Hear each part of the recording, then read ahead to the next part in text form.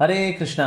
तो आज हम प्रश्न लेने वाले हैं, what is the scientific basis of the existence of God. और कृष्णा, भाई भगवान के होने का कोई साइंटिफिक कारण है, कोई साइंटिफिक एक्सप्लेनेशन है कि नहीं है?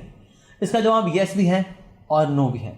अगर हम साइंटिफिक एक्सप्लेनेशन लें तो हाँ, मॉडर्न साइंस से हम कुछ ना कुछ अगर समझ सकते हैं, लॉजिकली हम देखना चाहें तो yes we can try to understand. For example, for every urge there is fulfillment in nature. यानी कि जो भी इस दुनिया में तृष्णाएं हैं तो उसकी फुलफिलमेंट भी है। जैसे अगर प्यास लगती है तो पानी है, भूख लगती है तो खाना है। तो इसलिए जो भी हमारी तृष्णाएं हैं उनको फुलफिल करने की एक बंदोबस्त है, एक उसका एक व्यवस्था है उसकी, right. So we all have an urge to admire someone and worship someone.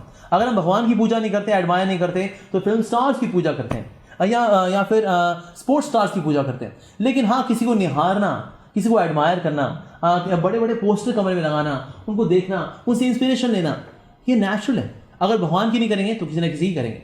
But of course इसकी प्योरेस्ट फुलफिलमेंट जो है वो भगवान में है, that ultimately who should be admired and who should be worshipped, God should be worshipped. There was one great pop singer, इनका नाम था एल्विस प्रेस्ली। जैसे बहुत पहले एक पॉप सिंगर थे जिनका नाम था Elvis Presley. Elvis Presley was so famous कि जब इनका डस्टबिन बेचा गया तो $12,000 का बिका। और एक बार तो after the performance he took off his pant and he urinated on the audience. क्या लगता है आपको, लोगों का क्या इस पे रिएक्शन रहा होगा? लोगों ने उस यूरिन में नहाया कि पता है किसका यूरिन है? एल्विस प्रेस्ली का यूरिन है।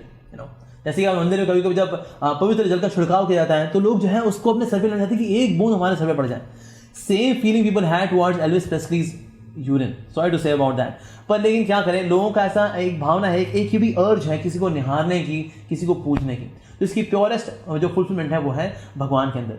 और साइंटिफिक अंडरस्टैंडिंग क्या है, whenever there is creation there has to be creator. इस सृष्टि में ऐसा कुछ भी नहीं है जो कि क्रिएशन में हो लेकिन उसका कोई क्रिएटर ना हो। जो कुछ भी है उसका क्रिएटर है ही। अगर जाला है तो मकड़ी होगी ही होगी, अगर कुछ खाना है तो किसी ने बनाया ही होगा। तो whenever there is creation there has to be creator. Whenever there is something manufactured there has to be manufacturer. If there is something a design or is there if there is something in design there has to be designer. तो जो चीज सृष्टि में है उसको सृष्टिकर्ता का होना logical है, लाजमी है, साइंटिफिक है। And thirdly, whenever there is law there has to be lawmaker. Like there are so many laws. Like हमारा जो कॉन्स्टिट्यूशन है उसको किसने बनाया? B.R. अम्बेडकर जी ने बनाया। So whenever there is a law there has to be lawmaker. जैसे red light पे रुकना है, हरी पे चलना है, ये हमारे परिवहन निगम वालों ने बनाया, राइट, कि किस पे चलना चाहिए, किस पे रुकना चाहिए। So whenever there are laws there has to be law maker. उस तरह से हम देखते हैं कि सृष्टि में भी कई सारे लॉज हैं।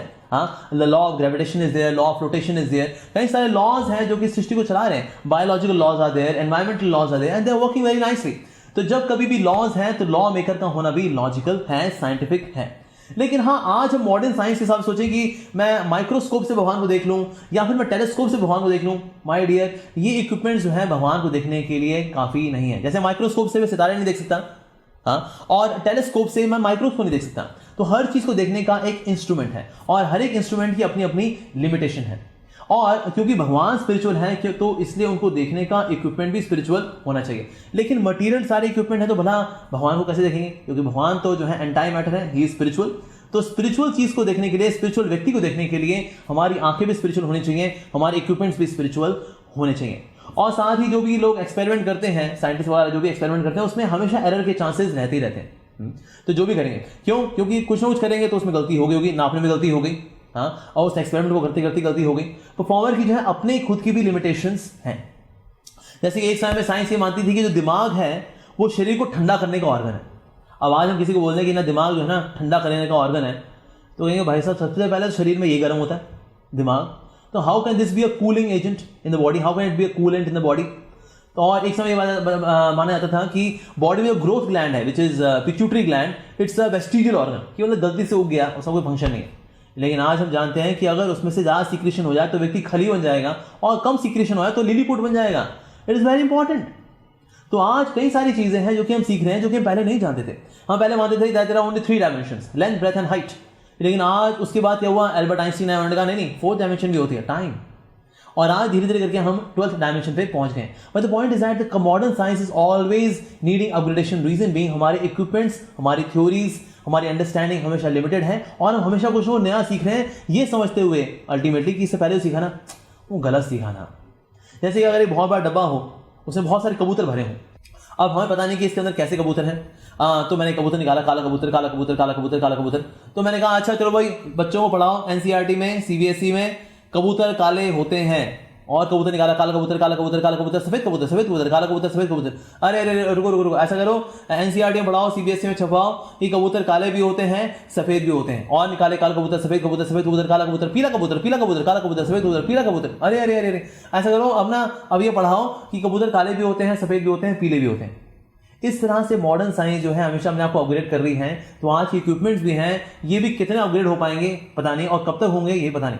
तो ये but yes, until and unless we have spiritual equipments, हम भगवान जो कि स्पिरिचुअल हैं उनको समझ नहीं सकते। तो इसीलिए हम सोचे भाई okay we should have complete scientific explanation of God. Well इसका यस भी जवाब है और नो भी, क्योंकि साइंस की आज अपनी लिमिटेशंस हैं और वो अपनी लिमिटेशंस को हमेशा कन्फ्रंट करती रहती है आए दिन। So there are many examples regarding this, but yes to give you the conclusion of the whole thing that God's explanation is scientific, but yes it is beyond science as well, it is beyond scientific explanation as well.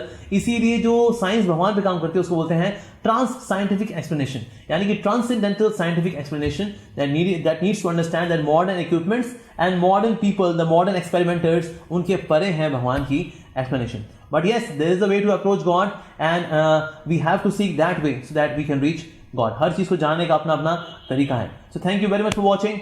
Hare Krishna.